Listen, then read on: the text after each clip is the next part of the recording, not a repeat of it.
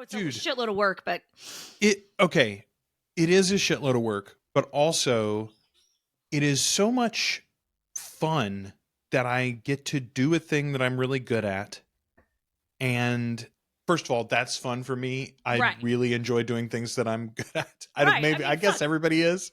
It feels nice. I guess everybody does. But like, I'm genuinely doing the thing that I'm like, I excel at. Yeah. And also, I see like in this case, I'd never been to Boston. That's awesome. I get to be with people, which is a skill that is very taxing on me, but also one that I don't get to use most of the year. Right. So like that's got its own rewards too. And it turns out I like to travel. Like I like to fly. I love flying. Yeah. I love airports. Like I'm a fucking freak like that. I kind of do too. I hate it. Listen, I'm a really picky eater. And so Burger King and McDonald's are consistent and I know exactly what I'm going to get. And I can order it and I'll get the right thing. Right. Anyway, it's what I tend to eat in airports. It pisses me off when all they have is local food. I will be honest with you.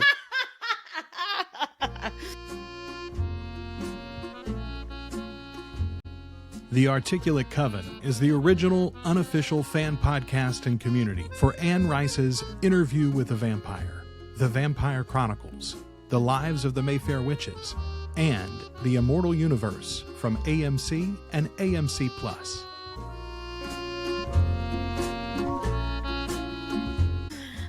I fucking love airports. I love to fly. I traveled so much in my early 20s alone, you know, like in my like late teens, early 20s doing theater shit, you know, I was always going somewhere by myself. And I don't know, it always seemed like a fun little adventure. I love hotels too. I fucking love like a good bleached sheet. So listen, when I was like 10 or 11, I guess, Mom worked, there was like a teacher's conference in New Orleans at the Hyatt Regency, which had only been open for like a year at that time, downtown New Orleans. I say that. The conference, I don't know if the conference was actually in the building, but anyway, that's where we stayed for the conference. My dad went with us. Jenna and I went, my sister and I went, and the three of us went out and did things during the day while Mom conferenced, and then we all went out to eat with friends and stuff at night. Well, I got done with that trip and I literally came home and told everyone that would listen to me that when I grew up, I was going to live in a hotel. Oh God. Yeah. I love them. My bed would be made every day.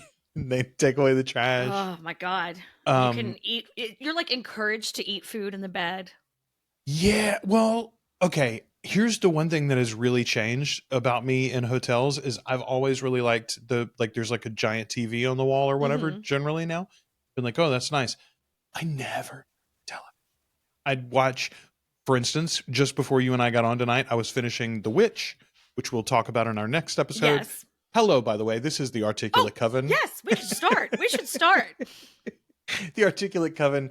We are your hosts. I'm Joel. I'm Ashley. And we are the Articulate Coven. Don't mind us just catching up, you know, no big deal. Yeah, we're just talking about the work week. So I have been in Boston this week working this conference. It's been a lot of fun, very fulfilling. Today was like a weird day because like a bunch of things went wrong.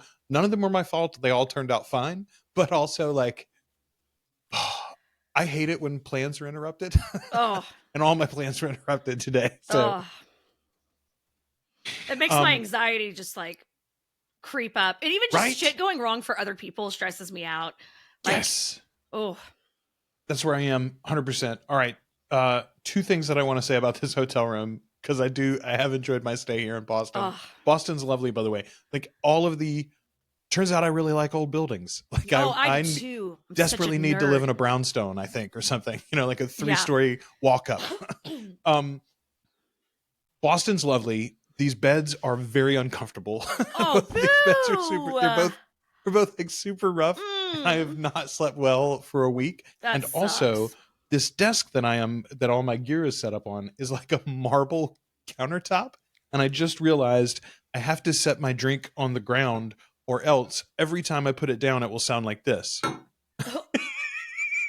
You're very fancy tonight with your marble desk. My marble desk. Oh, and I just want to show you all. I showed Ashley earlier. This could be this my lighting lamp. tonight. You look unwell. It makes you look like something's wrong with your liver. I saw a reel today that said, do you know that tanning is just biological proof to white people that they are also immigrants? It's the universe saying, go back where you came from, actually. That's right. England is cloudy for a reason. Yeah. You're supposed to be somewhere where the sun doesn't shine. You're supposed to be colonizer. somewhere without a lamp with the brightness of the sun. Like, genuinely. All right, if you don't watch our videos normally, I would strongly suggest that you watch the beginning of this video at least, and then rejoin us in your regular audio light. format. It's funny. All right, Ashley, tonight is a book club episode. We're going to be talking about Merrick Part 2, chapters 7 through 12.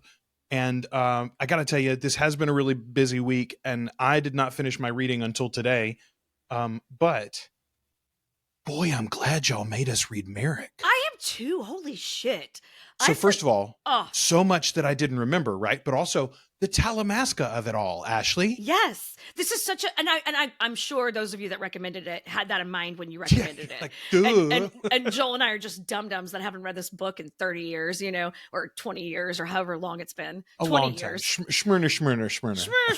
Years. So I'm having the best fucking time. Yeah, it's great. First of all, it's just a really good book. And also, Anne had a way with words, did she not? There's several phrases in here that I had to write down, but there are a couple specifically I just want to pour over for a little while tonight. For real. I just felt, and maybe it's because we haven't read, well, I don't know. I like having this journey in David's voice. I'm having fun with that. It is very, first of all, there's so much in this book about David that literally, as he says in this section, he's hidden from everybody else, right? Mm-hmm. Like Lestat doesn't know this part of his story, not until now, at least. Excuse me, I'm dry tonight, apparently. Oh. Boston is not as humid as Louisiana, even though we're right on the bay. I don't know. I don't know why. No. I don't know what the pollen situation is up there, but it's really fucking bad here. To be frank, I've only been outside once to go to the grocery store across the street, and otherwise my hotel's connected to a mall, is connected to the conference center, and so even this morning it was cold and I didn't even have to put on a coat or anything. I just walked through the mall very early. I drove home from work with my windows down, and I was like, this is the most sadomasochist shit I've done to myself in a really long time. I literally started coughing and choking. My eyes were burning and rough. I was like, I'm going to crash the fucking car because of pollen. But I wants the cool breeze. But yeah. We've got this tornadic about to happen weather here right now too. It's the most Arkansas fucking shit going on. I will say, man, pre-storm is such a lovely place as far as the weather. It gets nice and cool, and there's a really strong wind going. Yeah. All right. A little feedback before we dive into this one properly. Perfect. This one comes from Jason Maddox on YouTube. I am so happy you're getting to Merrick. I disagree that changing Louis' ethnicity for the show and David's body swapping are the same. So last time I kind of mentioned it wasn't a whole point we had. It's just sort of occurred to me that there are some book purists that are very angry, and specifically they talk about, Louis being black is a whole different character. And I was like, hey, wait a minute. Anne did this already in the books. Right. Jason's point goes on here. Neither is bad or wrong, just different from each other. Yeah. Louis becomes a 20s black American man with all the experiences that comes with. David spent 70 years as a wealthy white British guy and then got forced into the body of a young Indian man. Spoiler for the body thief. Sorry, y'all. I forgot. The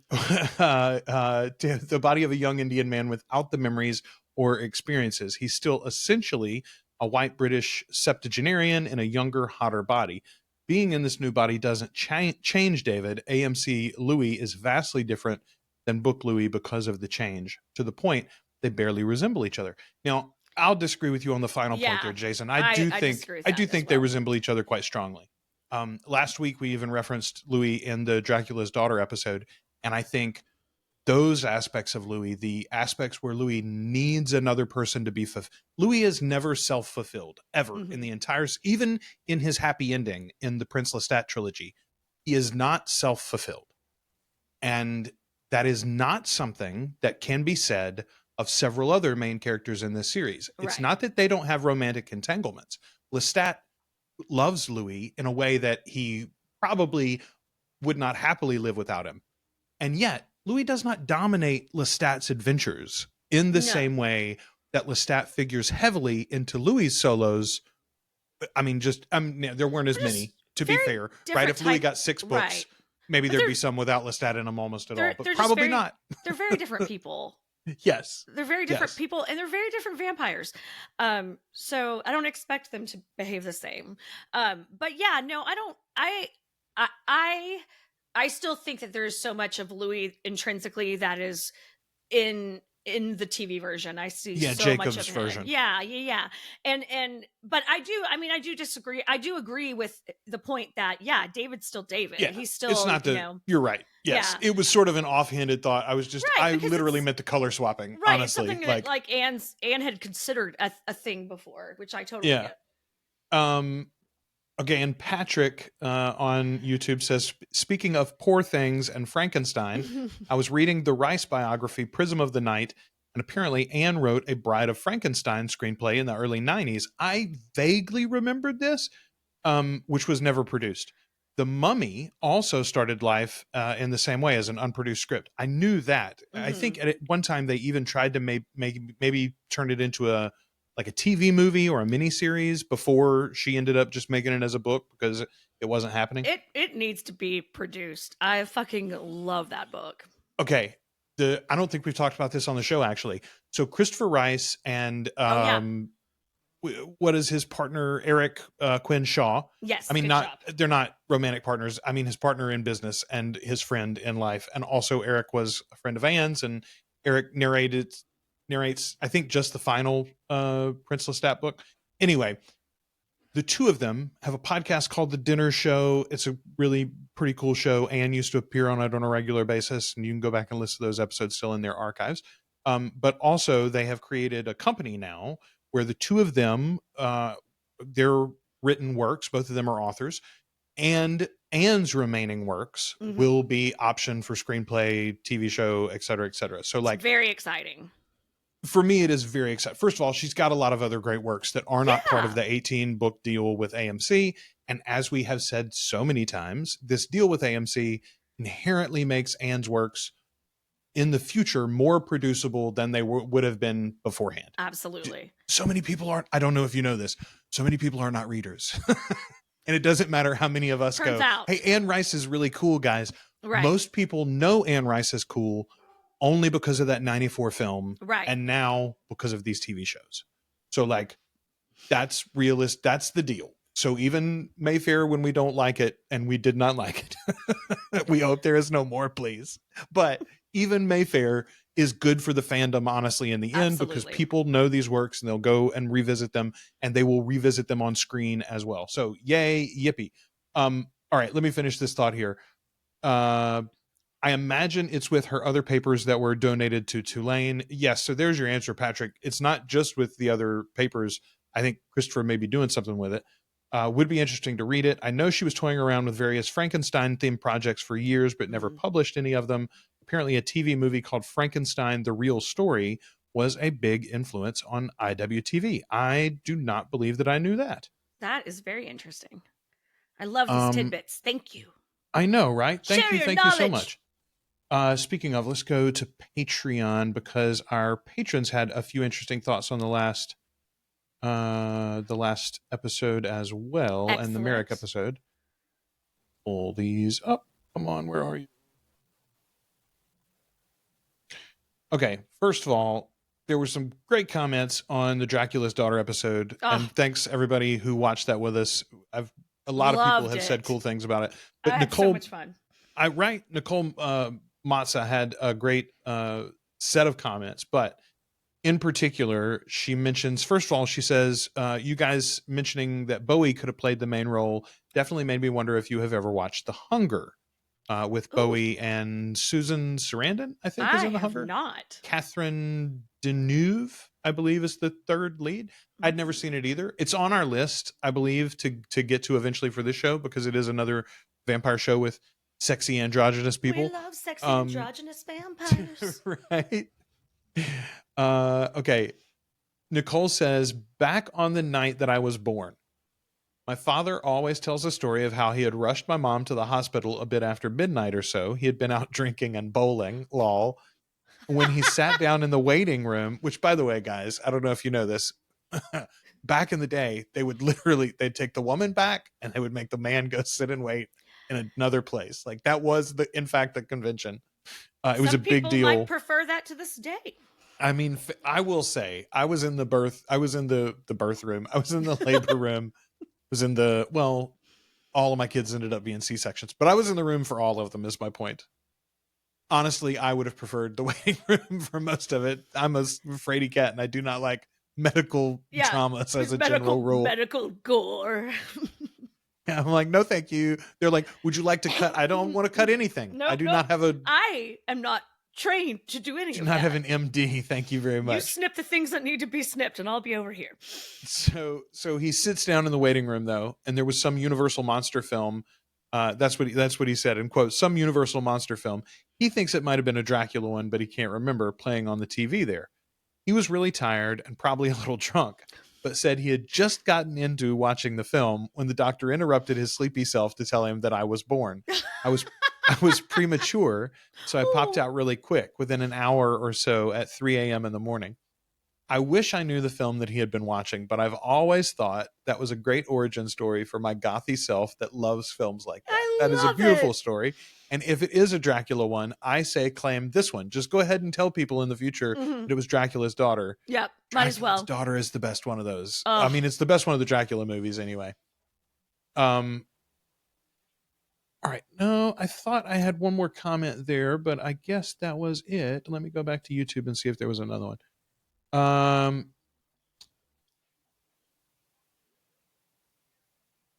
Okay. Howdy, y'all. Just to let you know first, because it was fun having you try to say my name the last few times. Oh, excellent. My first name is Ingrel, which sounds like April. So Ingrl, that sounds like April. Ingrel? April? Is that? Ingrel? Ingrel? I know this is hilarious to you, by the way. I'm sorry. I think I'm getting it right. My family name is Errol. Nothing different there. That said, I grew up with a small black and white TV in my room, and I never noticed that those movies were not colorized. I always saw them full color in my mind. I would see them again years later in black and white and be totally surprised that they were not colored. I could swear that they used to be colored. Lol. The nuances of old films and my mind were a great combo. Kind of miss it. That's awesome. Thank you, Ingrel. I hope I got it right. Thank you for all of that. That is like a superpower, I think, to be able to like take black and white and in your mind make it in color. I love that. That's fucking rad. I agree. All right. Lots of good feedback. Thanks for everybody hanging out with us on these last couple of episodes. Let's get seriously into the Merrick of it all here.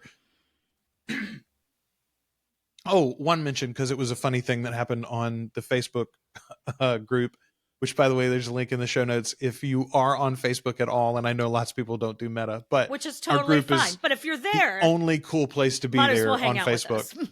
Yeah. But somebody commented, and I won't go look it up, but thank you for this comment, because it really made me chuckle. They were like, I appreciate the weekly update on American politics. They live elsewhere. And I did go on my rant last week. I will say this, the combination of my activity last week and talking it out with you all, honestly, last week on the episode, I started a new thing. I started a newsletter where I can write occasionally, and I'm going to do some interviews, I think, with some local people and people around the state of Louisiana specifically that are trying to take all of this in a positive way and trying to do something better. It occurred to me this week that comfortability does not encourage change. It does not tend to foster change. So I am going to look at all of this as an opportunity for a genuine positive change in our entire society. And while it may take us a little too long to get through to the other side, when we get to the other side, we're going to do a bunch of things that we should have done the last 20, 30, 40 years. And so, again, opportunity, not always just wallowing in the negativity. If you are interested in that sort of commentary, then check the link in the show notes for Always Listening, which is a name for an old show that I used to do about podcasts, but now it's about podcasts, politics, and progress. So there you go. I love it. That's fan-fucking-tastic. I haven't really talked to you of the Talamasca, David says. And he's talking to Louis here, but it is interesting how much in this section that we get, not just about the Talamasca generally, but specifically about like David's take on it, through it, with it, his experience of it. Yeah, there's so much in here too. Like this, I guarantee you, I mean, I retained very little of this book in my mind. Right. But I guarantee you, one of the reasons why I love Aaron so much is this section of this book, seeing Aaron through David's eyes, and it's it definitely has to do with this book, even though I didn't remember most of this. It's so great. Let's just, what a fucking great character.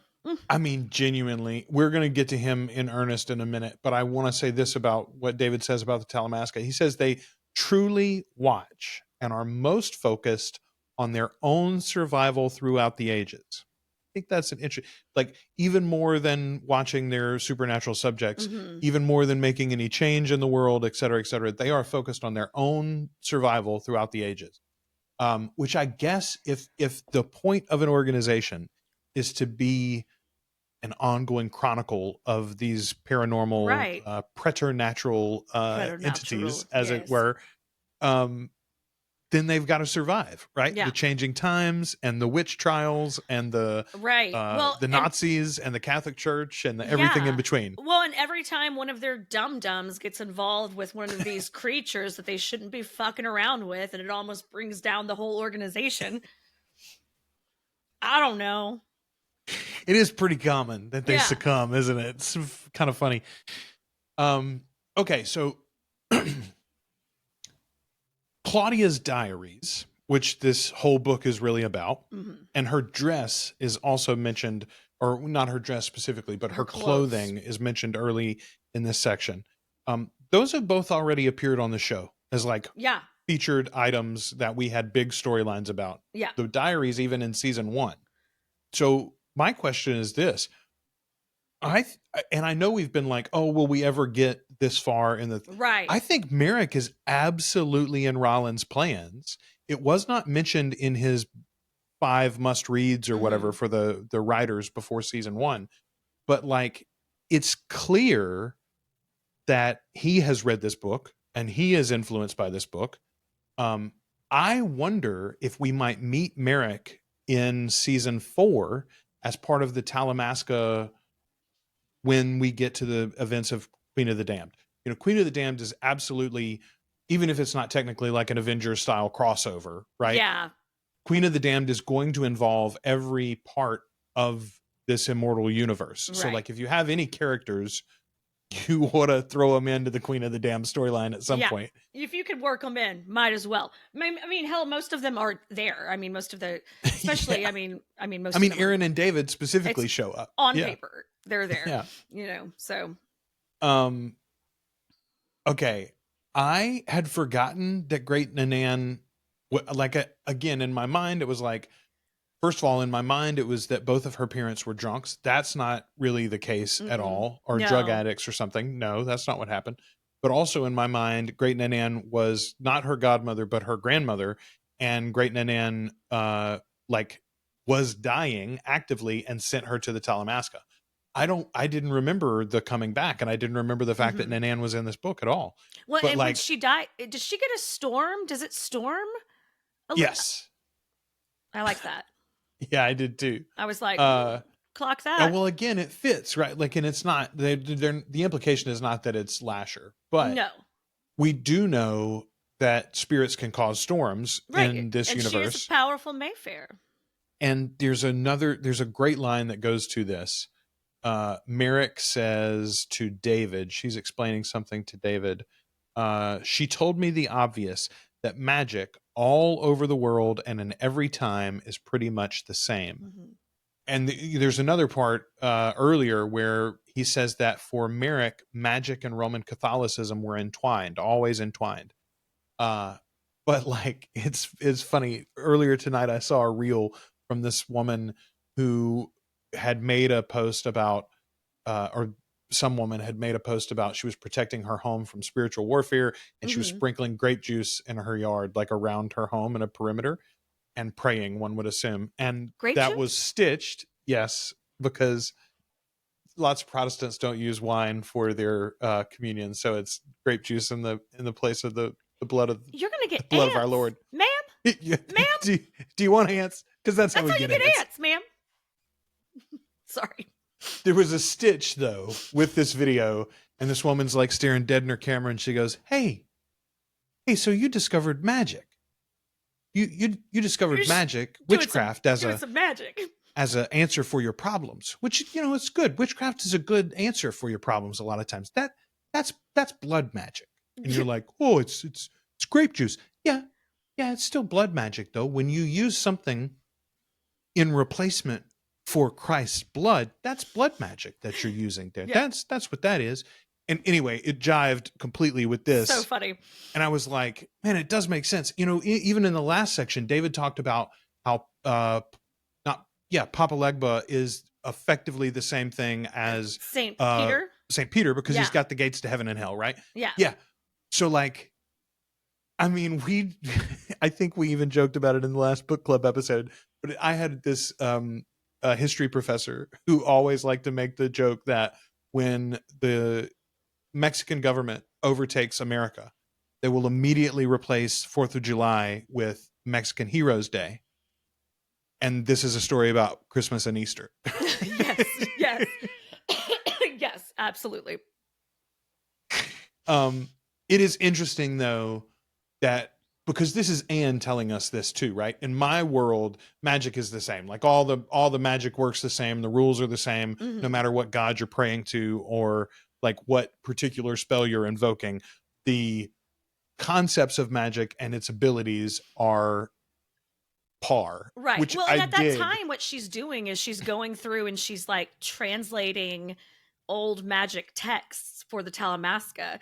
And so like it's literally what she's discovering is that it's all the same, and that she doesn't even see it that way quite yet, but that it's so clear to David that like no matter what these books keep saying the same thing, and the magic of this time is the same as the magic from Yeah, and Susanna Mayfair days. you could take the word magic in that sentence and you could put religion in if you would like, and that would also be a true statement. Yes.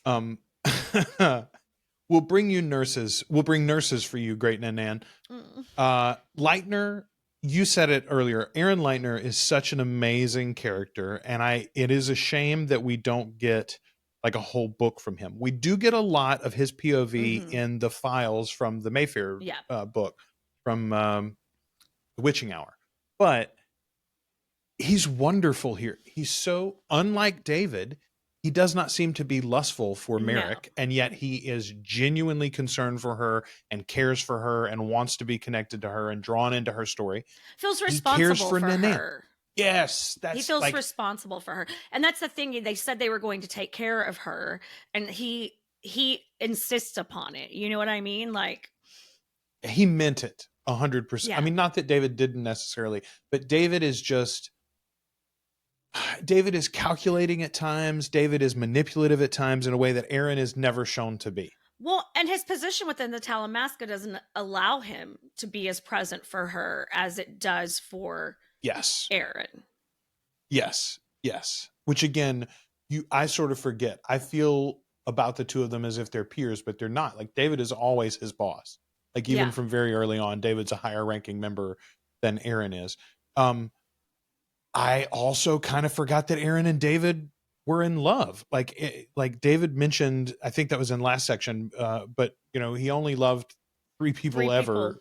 Yeah.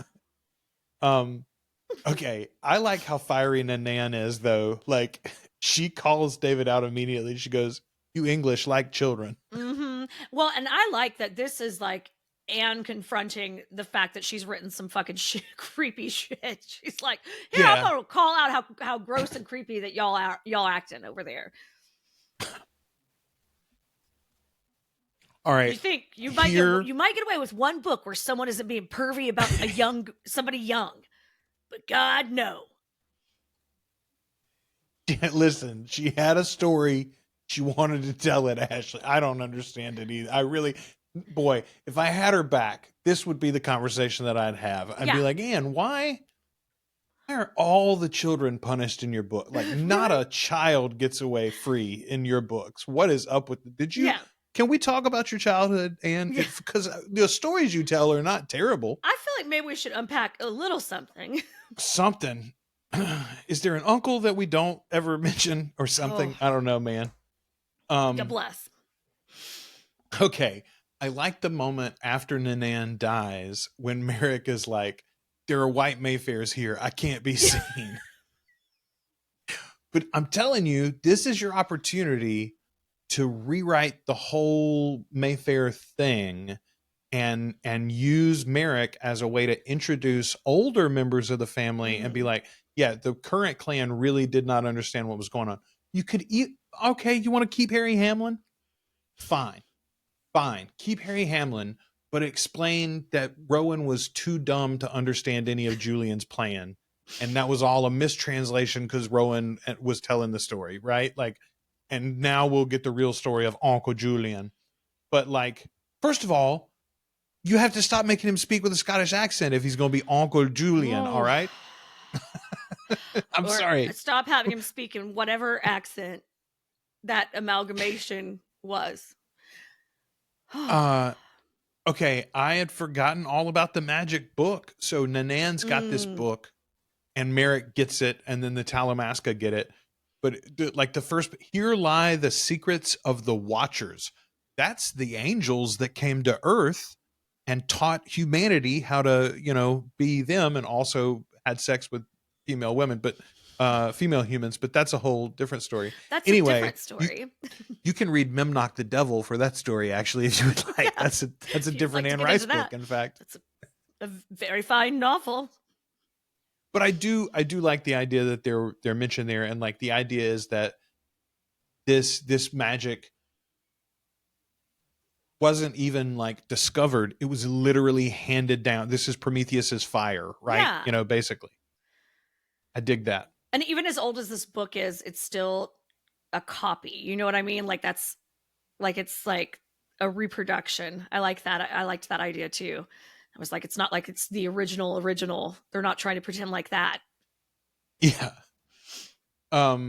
Okay, David says, "I have a very great fear of bees, and I fear some secret about bees that has to do with our origin, as many Talamasca members do." Okay. No spoilers, but the bee thing does eventually get explained in the final trilogy.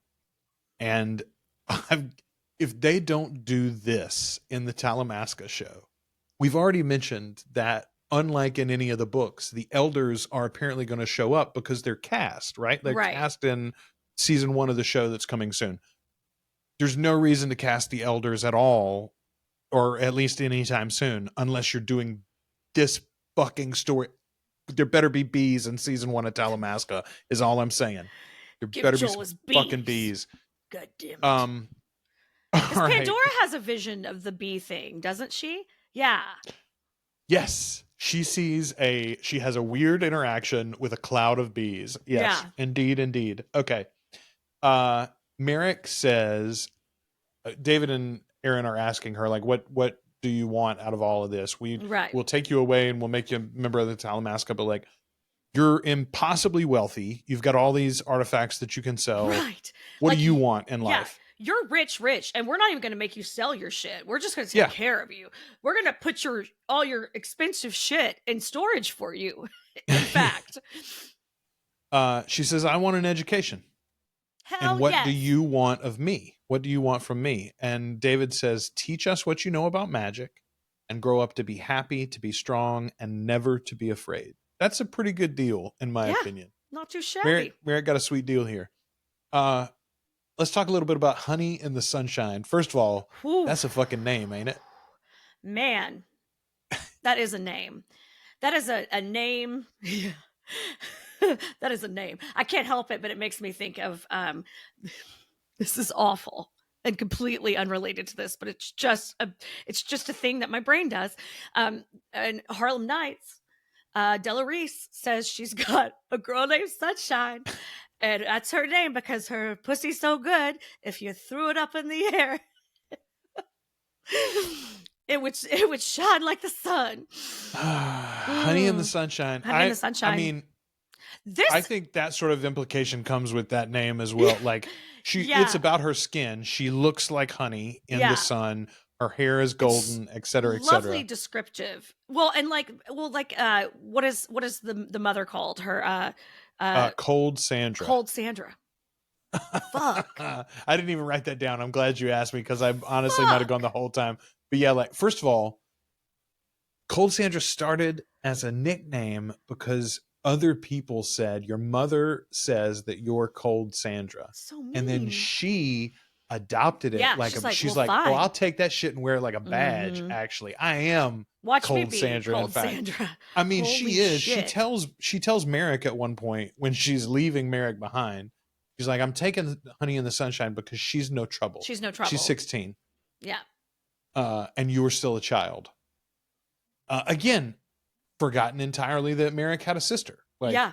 When Honey in the Sunshine I remember these first names, shows up. I remembered these names for sure because they're just too like descriptive and biting. Yeah, and that's fair.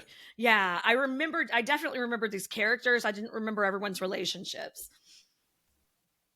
When Honey first shows up in this book, she's literally possessing Merrick, and David doesn't realize it at first. Terrifying. Yeah, it just seems like Merrick's like gonna rape him, maybe, or maybe he'll want it, so it won't be rape. But regardless, she's seducing him or trying to, and then he finally realizes it's not Merrick that's in control, and he calls it out. He calls her by name, which Aaron is like, "Don't say her name, bitch. We don't say those names out loud. It makes them get all strong. Names got power, man. Don't say shh.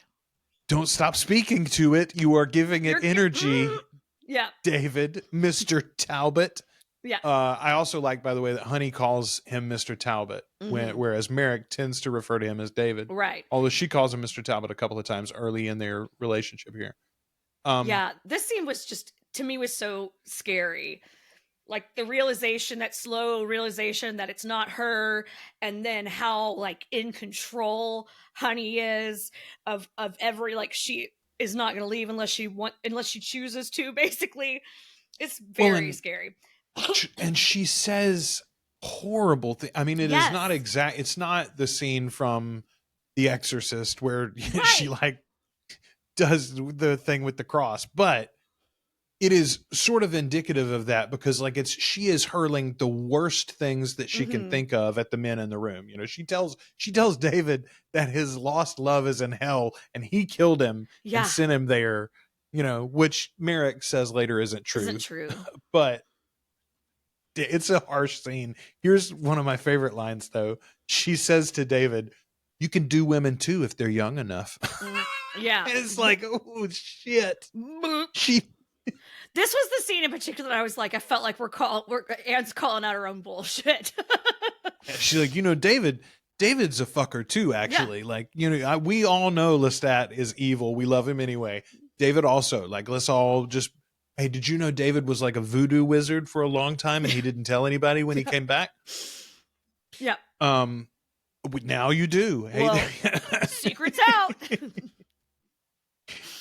Okay, let's talk for a minute about Honey in the Sunshine, Cold Sandra, this whole situation. Let's talk about the concept of not passing, Ashley, because I don't know necessarily if people that are not from the South of the United States know exactly what a difficult concept this is. In the modern day, I think we think about it for trans people, right? Do you pass or do you not pass? Right. That's a really good comparison. It is not dissimilar in some ways, in that the question is, do you pass for white or Mhm. do you not pass? Yeah. In the South especially. And this comes into our TV show version of Interview with the Vampire with Louis. Louis Right. is a mulatta character in the show, meaning he is of mixed race. Right. His grandfather and his father had the rights of a white man because of their mixed race heritage, effectively. They were not equal in society exactly, but they were above the station of the average Right. man of color. Louis, in the modern day, by the time we get to the 30s in the TV show, the 20s and the 30s in the TV show, the town is beginning to turn against him, no matter his mixed race heritage. Like, that's being cast aside. Yeah. And again, turns out in society as a general rule, the reason why the focus comes back and forth to race or sexuality or gender is not because any of those things are actually problems, but because those things are distractions from the class warfare that they don't want us to all fight together. Fuck Right. right. I mean, it's literally, that's what happened for Louis' time in the TV show. That is what happened here for Cold Sandra and for Honey in the Sunshine and for Merrick. Merrick got left behind largely because she could not pass for white, and the rest of the family could.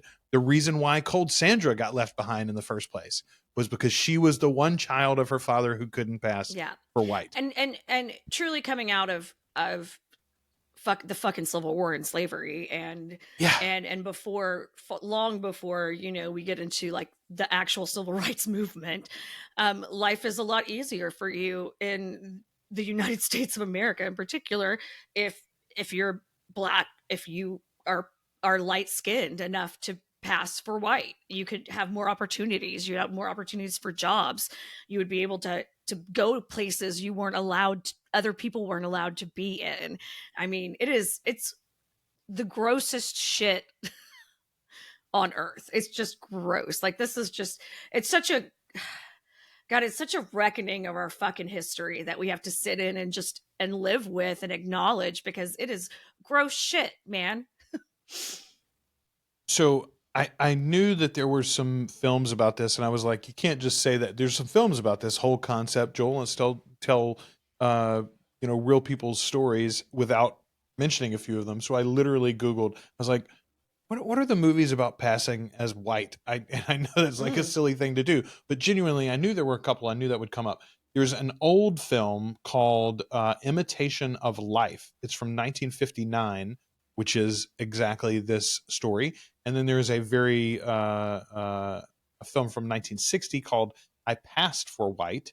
And then there is a newer film, 2021 on Netflix, called Passing. That was the one that I was thinking of. I knew that Netflix had done one. I thought it was Netflix anyway. It's also addressed in Alex Haley's Queen, which is the Good sequel call. follow-up to Roots. Yes, it's the follow-up to Roots. Yeah, yeah. What's her name from A Different World is in that one, isn't she? Jasmine Guy? I think so. I think Jasmine Guy is one of the main characters. Yeah, I think you might be right. And Halle Berry in that? I'm looking it up right now because now I got to know. Anyway, this is what Merrick is dealing with here, and this is what this entire storyline with Cold Sandra is about. Is this concept of families literally being torn apart by whether or not they could get by in a newly white dominant. I say newly, that's not entirely true. It's just that before this came to a head, and again, they needed the issue to drive a wedge between the classes, people of mixed race had enjoyed this weird in-between status in the South, and then that was suddenly crushed again. Very strange. All right, Queen. Yep, Halle Berry. Yes, Halle Berry, you're Halle right. Berry, Danny Glover. Man. Tim Daly. What a great cast. Again, I guess if you're like, hey guys, we're Roots. Let's follow it up. Every star in Hollywood at the time of color is going to want to be in it. It was, that was a great miniseries. All right. It's an interesting concept, and it occurred to me this time. I was like, oh, if you're from Australia, for instance, I say that Australia might be a bad example because you also at least have the Aboriginal population, which this entire thing has happened with there too. So maybe you do understand. Okay, well, let's talk about the fact that Merrick's from an off-the-grid family, papers-wise. No birth record for Yeah. her or Cold Sandra. Yeah. No death record for her or for Cold Sandra or for Honey in the Sunshine. No baptism records. Well, I mean, these She didn't aren't have names that you have on your birth certificate. Yeah, okay, that's fair, I suppose. That's fair. Right. They all had passports under an assumed name Right. that were somehow forged or made illegally. Okay, this is one of those lines, and this combines two things that I like to talk about. First of all, what a shit David is, but also what a beautiful writer Anne Rice is. This is one of the best descriptions of like the levels of attraction that you can feel for somebody, and like when you are genuinely attracted to somebody, it's not like one thing. It's not just when they pull their private parts out. It is literally everything that they do, right? Right. Okay. I am not a man who loves women of any age, but the sight of her foot, its arch so delicately stretched by the height of the heel and of her leg so taut from the pressure, was quite enough to send the most unwelcome and erotic thoughts through my brain. Y'all, that is a sexy sentence. Anne Rice knew a thing or two about a word or two. Mhm. Like, damn. Yeah. You can see that leg. Right? Like she literally draws that musculature in your head. It's beautifully, beautifully done. Okay, David he says, for an order of psychic detectives, if that's what we were at one point. And I thought that's cute because psychic detectives is literally how AMC was selling it. I think they've mentioned that in some of their wording about the Talamasca show, which I think I had quibbled with. I'm like, they're not really psychic detectives. David literally says it. He sort of says it in an offhanded way. They are psychic detectives, in fact. Yeah. Okay. So Merrick, he's again playing all of this through in his head, and apparently Merrick kind of made a pass at him of her own at some point, and he says, yeah, look, even if I liked that, and I I really don't. Also, I'm 70. Like this is not for me. He says, I didn't know at the time anything about body thieves or this new form that I would come to find myself in. Right. And when I did find myself in that new body, I did indeed think of Merrick. But I was in love with an immortal by that time. And he goes on to describe Lestat. And I was just like, boy, ain't that about the case that Lestat will override your love of whatever else is going on. Yeah. Completely distract you from the first thing that you thought of. That reminds me, I skipped this earlier, but he's got a really good line about Louis. First of all, I love the depictions of Louis in this section. He's so sweet and genuinely, like he even says at one point, tell me your story, and if at the end of it you don't want to involve Merrick in this, I'll leave her alone. That. Yeah. Yes. Like, and we'll figure something else out. Acknowledges that, like, I didn't realize what I was asking of you. Like when I asked you to do this for me, I didn't realize the depth of this relationship and all of the history and all the ins and outs. He like acknowledges that. So fucking like grounded and caring and all the things that I fucking love about Louis, like the parts about Louis that are beyond the Eeyore of himself. This is the stuff that makes you understand why Lestat can't stop loving him. Well, it's interesting because it's almost like the love of Louis is in Lestat's blood, and David got it via like I don't know, contagion, I guess. Yeah, because it's almost like he's like, I can't help but love him. Well, he even says, I marvel at how much I've loved Louis ever since I became Lestat's fledgling. And the depths of what I would do for him. Basically anything is what he'd go to any lengths to help Louis. But he knows Louis like that now. He didn't know Louis like that before. That's true. Like, he just didn't know him before the turn. He didn't really know him, know him. He says, though, it was the love of Louis that had at times crippled Lestat and enslaved Armand. okay, I think it was Zach earlier on the YouTube channel. You say there's nothing in common with Jacob and Louis in the books. Here's one that's in common. Literally, think about in season 1, in season 2 as well, there are moments where if Lestat was not so deeply entangled with his love for Louis, Right. he just could have bounced. First of all, he never would have picked any of those fights with Claudia. Yeah. He just would have been like, deuces, bitches, I'm flying to Paris. Or you don't even have to go. Well, not to Paris. You don't even have to go to Paris looking for them to get your revenge. Just fuck off. Let me hang out in this swamp until I get strong again. Right? And then I'll go find me another pretty boy. I mean, first of all, you can lay down and cry for Marius and he'll come get you. Right.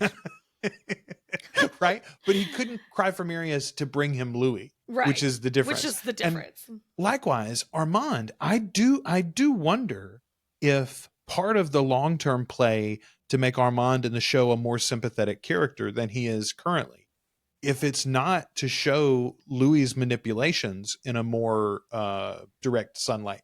There are moments in that episode, the flashback episode in season 2 to the events of the first interview, are so graphic in certain ways that it's hard to get past what Armand does. But the fact of the matter is, Louis is a manipulative, shitty bitch in that episode too, right? 100%. So I love that it's called out here. And David's like, it was the love of Louis that had at times crippled Lestat and enslaved Armand, two of the most powerful vampires in this entire chronicle. And the two most, Armand's one of the few other vampires than Lestat or Louis that get their own book. And yet they're both like, oh, Louis. Oh, Louis. You're some so sweet. Kisses, please. You're so sweet. Okay, the Mayfairs in this century have never been interested in ritual magic. David says that at one point because he's talking about the fact that the series might show. Like Merrick is off doing her own thing. Yeah. And she's always kind of worried about getting caught up in the Mayfair, the white Mayfair bullshit. But he's not really, because he's like, what Merrick's good at, they don't even want to do. They're not even interested in that. And they don't even know, they don't even really know about it, most of them. That goes to, though, what you and I talked about in this. It was like, this isn't how their magic works. No, they're all basically just it's even psychics. They even say that in this book.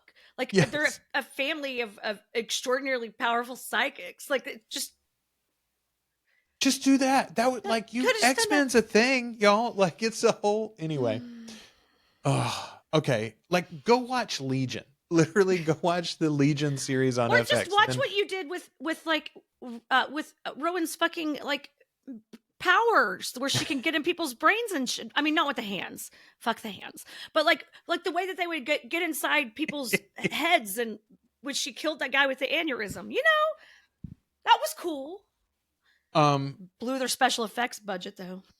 Okay, so Merrick, turns out Merrick is a little bit of a spendthrift. Merrick likes fancy things once she gets out there into the world with these Talamascans. And there's a cool line from David, though. The Talamasca is so rich that the expenses of one person like Merrick mean virtually nothing. Although, if anyone ever earned her way in the Talamasca, it is Merrick. He talks about all of these treasures that she would find and brought to them over the time. So literally, if they needed funds, they could have sold any little portion of what she had brought them and replaced all the money that she spent. So if she wanted to go on a spending spree in New York, or if she decided she needed a Rolls Royce for her private vehicle, nobody had a problem with that. Also, you could see her just being like everyone's favorite, like she grew up in very hard to dislike. Like I would be like, it would be like, oh well, I like being the favorite aunt, so I'll do whatever you want. Let's go buy you a new car, sweetie. He literally says at one point, so she likes Chanel number 20, I think 22. Is the perfume 22. Okay. 22. Chanel 22. And she wears so much of it and so regularly that even people who hate perfume have to admit it's an enticing smell. And they like, you smell it and you're like, oh, Merrick's here. Let me go find her and what she's up to. And that is a really true thing about Chanel fragrances.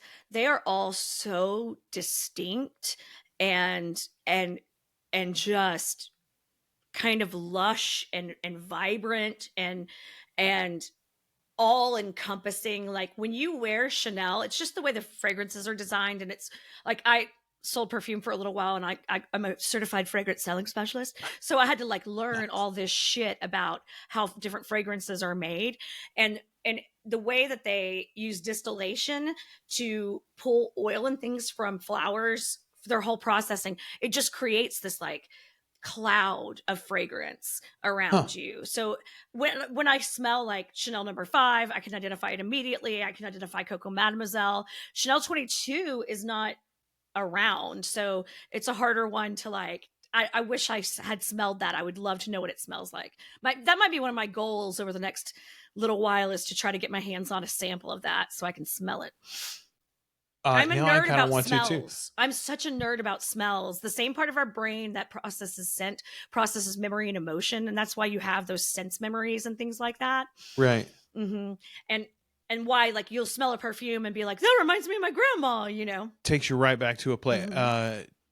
I literally wanted an episode that I edited earlier this week for a client was about snowballs in New Orleans and the Beyond Bourbon Street podcast. By the way, all of those of you who are joining us in New Orleans for Anne's Celebration of Life, I strongly recommend it for all your New Orleans needs.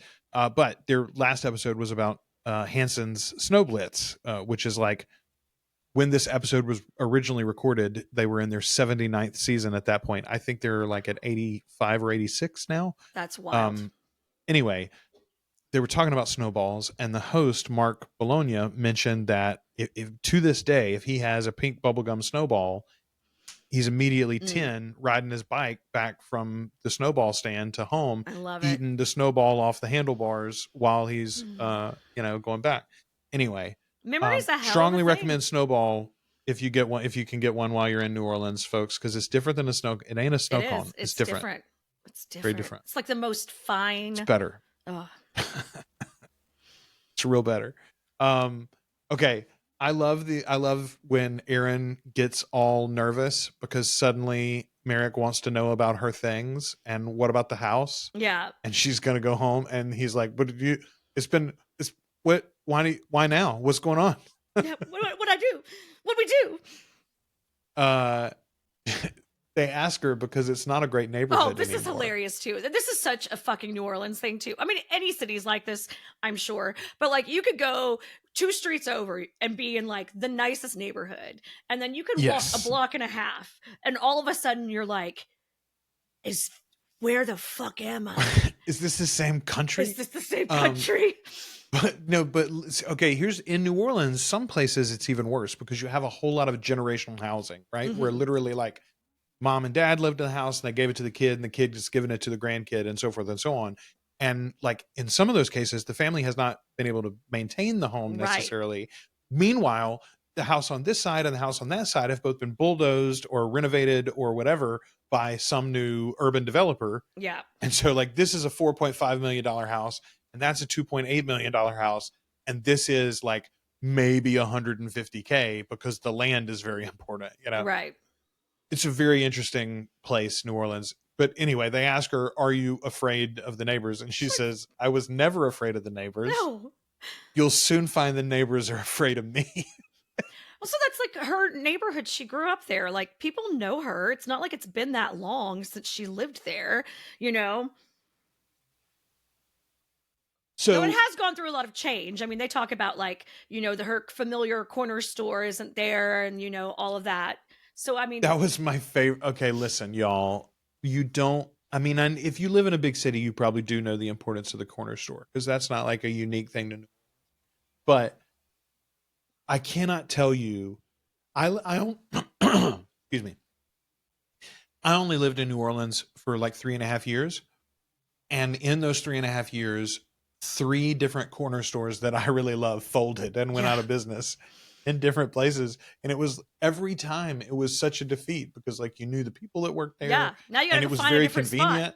It's not like you're driving out to like a fucking Kroger there, you know, like it's not the way that works. The Bro Mart, Ashley, get it right. I'm going to the Bro Mart in New Orleans because the Rouse's is too expensive. The Winn-Dixie's pretty good, but the Bromart is where it's at, y'all. Okay. I had totally forgotten that like Merrick's part of this part of the adventure is really just that she thinks she doomed her family It's so to death sad. and hell. She used dolls and threw them in the ditch and prayed or magicked that they would both die because she was mad that she had been left behind. She wanted them. She said, I hope they go off the bridge. And she thought all this time that she had done it. Yeah. Told Sandra, cold as she is, and she is cold to Merrick even in this moment. But she tells her, she's like, you didn't do that shit. Yeah. Yeah, it's almost she like goes you further and think says, you're powerful enough to do that? Come on, like it's Yeah, got that exactly. vibe to it. It's not like a gift. Yeah, no, it's very harsh. Yeah. But it's one of those things like we talked about in Midnight Mass, how like Riley's dad can't say I love, like he's not Right. emotionally adept enough to make a good connection with his Right. son, But he does try a few times. Let me get you a new pair of boots. I mean, let's be honest. Honey in the Sunshine, when she first comes in, curses the room, right? Like we talked about earlier. She doesn't do that the second time she shows up exactly. But Cold Sandra could have done that as well, right? She could have thrown it on Merrick and said, "Yeah, you did do it, actually. Yeah. So live with that for the rest of your life, bitch." But she doesn't. Yeah. She's like, "Don't be stupid." Yeah, we got robbed. Yeah, I mean, we just got robbed and they got mugged, and like. It is one of those interesting moments when you realize like senseless crime happens to superheroes too. Yeah. There's a really good example of that in the new Daredevil series, just to give you one more mention of that because I'm really enjoying it. I haven't started this new season yet. I'm very excited. I am so enjoying this book, y'all, and genuinely for all of the too. Talamasca stuff, it's really important, I think, that we read it.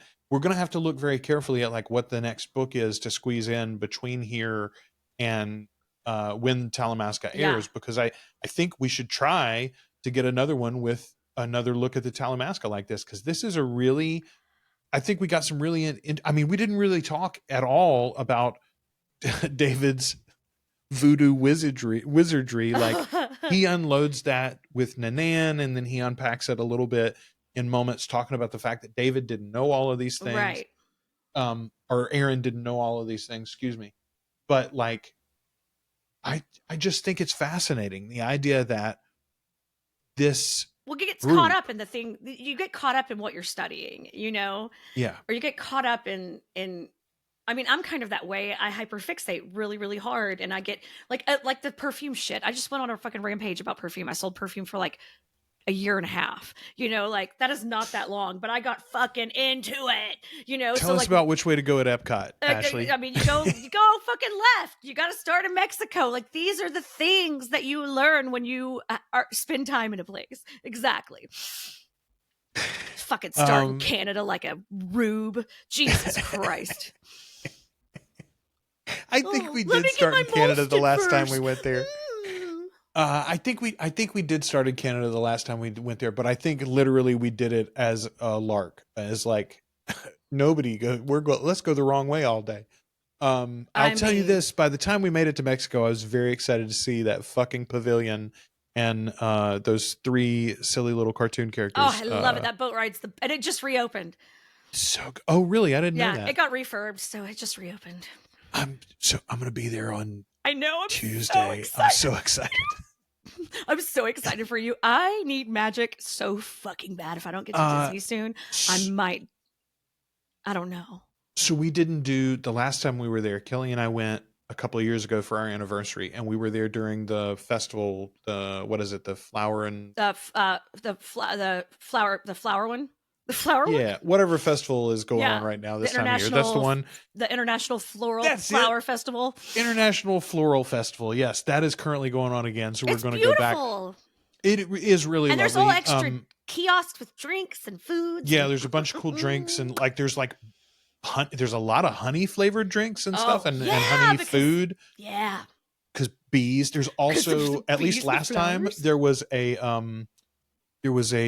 cartoon bee scavenger hunt that you could do. So like you could find and mark all the bees on a map, and then you get a special prize. Yes. Fuck Yes, we yes. got I think we got a cup is what we got last year. Anyway, or not last year, the last time we went.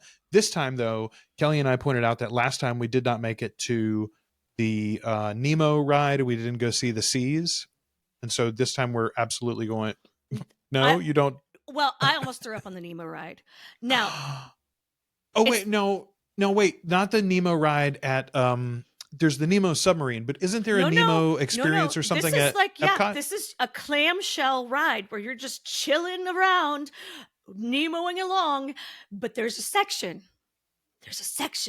And Brett blames it on the Mission Mars or the Mission Space ride, but I know myself, and I don't think that was the fault of it. But there's a section where you're in the East Australian Current. Sorry, this just turned into like a Disney podcast for a second. There's a section where you're... Welcome to Articulate Disney. Articulate Disney. I worked there, just to give you some perspective. I did work there. It was my I just first spend job all out of my college. money there. So when I got to the point that I was like, who let me get a theater degree? I'm going to get a fucking job.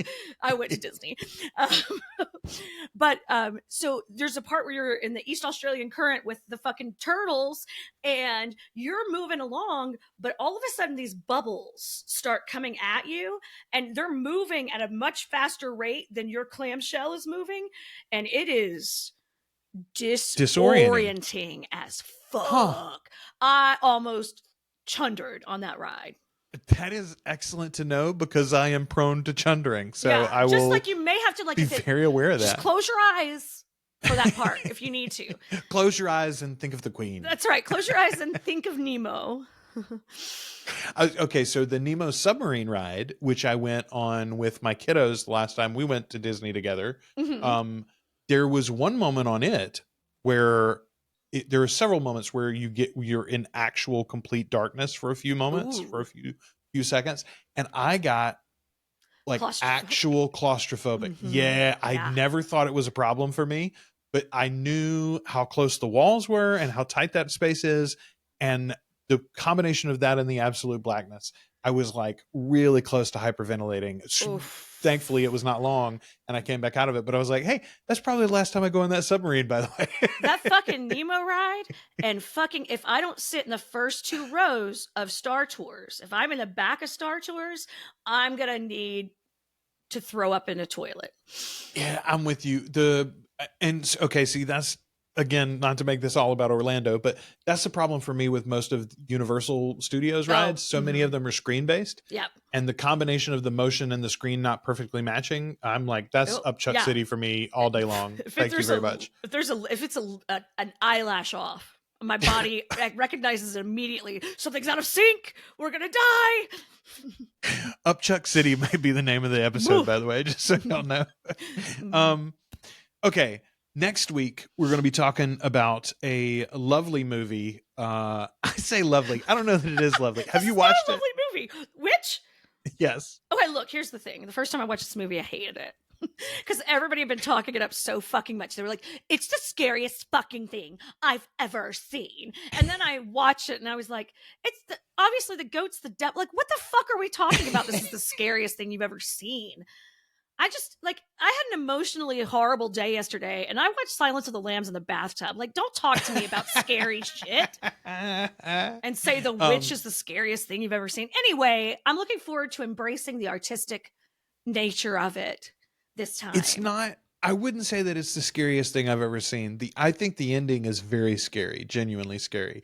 But it also, though, is, I think, a pretty perfect example of Robert Eggers' work. I still haven't seen the latest Nosferatu. Looking forward to, we'll watch that in a few weeks as well. But Robert Eggers' work is like, I don't know, it's heavy, man. Like, it's all heavy. It's got different shades to it, but it is just weighty in a way that I don't watch a lot of media that has that same feel to it. And boy, I really enjoyed revisiting The Witch, actually. I just finished it earlier today and got my notes ready so that we can record about that soon, because I'm taking most of next week off. Yes, I say off. I'm taking it off from y'all. Yeah, I'm gonna go work. He's working. I'm gonna go work during the day, but there Kelly will be a couple of days. Kelly gets to go. She's gonna float in the pool while I'm working, and then like the day before the conference starts and the day after it ends, we're gonna do some Disney stuff with I got some friends that live down there and work for Disney actually. Hell So yes. yeah, I got a buddy gonna get us a couple of good deals, and we're gonna hang out with one of the few people that I still like and talk to from high school. There's like 5 of them, and if you I know there's 3 other people that if you happen to listen to this, you did I make the 5? I don't know, man. If you're questioning it, you probably didn't. You probably didn't. But Trey did though. How about that? Hell yeah, Trey, high 5. Move to Orlando and you could probably make the list Yeah, too. you No, can it's make the not list. just No. Most people that I'm sure not unlike me, most people you went to high school with would not speak to you now. Most of them wouldn't. That's very true. They don't. They're like, we don't want you to talk to us, Joel. Yeah. Actually, It's fine. You missed the reunions. Yeah, I did miss the last one. I will miss all future ones, I imagine, too, if I'm being honest. We got our college ones. Anyway. That's fine. Speaking of reunions, though, let's remind everybody of this. You and I are going to do a live stream the week of May 25th. We're not exactly sure about the date yet, but we'll work that out in the next week or so and promote it in the show and promote it in the links as well. But we're going to do another live stream that will be celebrating our 100th episode. Can you believe that? Yay! I think this is 93 or That's 94, crazy. something like that. It is kind of crazy. And the interesting thing is that now we are weekly. It should be a little bit more regular. We went 8 years and got to 100 episodes. Right. I was about to say it only took us. We'll get to 200 in 2 much more. faster. So yeah, much faster.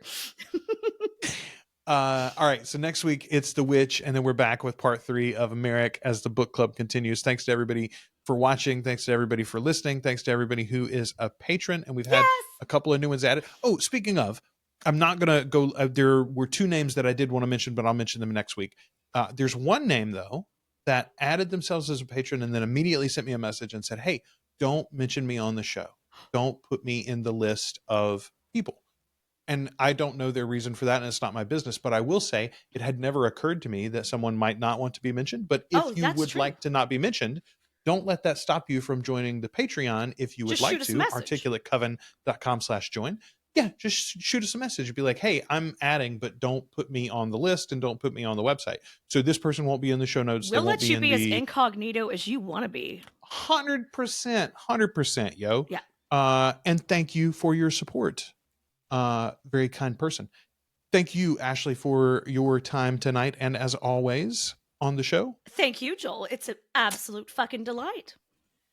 Isn't it though? I is. had this conversation with somebody the other day. I was like, they were like, man, that's a lot of work. And I'm like, yeah, it is a lot of work. It's also like one of the things that I like the most. And every time somebody new tells me they found us and they really like this thing and they're so glad we're doing the thing, I'm like, yeah, I'm literally maximizing my own joy while maximizing yours. Also, Ashley and I are sort of like Tinkerbell. We can't live without applause. So yeah, it's true. We love it. Thank you. Thank you. Thank you so much. Thank you so much. And I mean, selfishly, every now and again, this is a great way. Joel and I get to talk every fucking week. I don't talk to anybody from Isn't that college the truth? as often as I talk to Joel. Every now and again, I do have to remind Kelly. I'm like, I appreciate you for keeping me humble and grounded, but I need words of affirmation. Actually, you need. That might be my love language. You need to tell me I'm a good boy. I don't know what else to tell you. All right, we'll be back to tell you you're all good boys and girls. That's right. And days and gays. You're next very week. smart and very brave, and we love you all. Indeed. Stay safe, folks. Until next time, we have been your hosts. I'm Joel. I'm Ashley. And we are the Articulate Coven.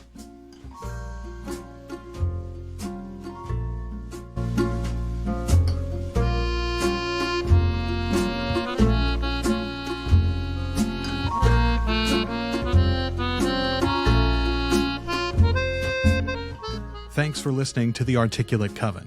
If you enjoyed the show, check out our groups on Facebook and Discord. Subscribe to the channel on YouTube. Or find us at articulatecoven.com and wherever you listen to podcasts.